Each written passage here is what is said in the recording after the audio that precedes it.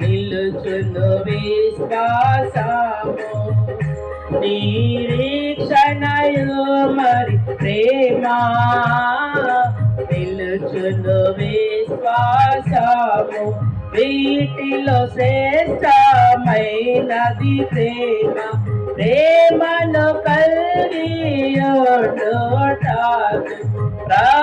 ప్రయత్నించుడి మీరు శాశ్వతమైనది ప్రేమ యెహోవా తండ్రి ప్రేమ శాశ్వతమైనది ప్రేమ.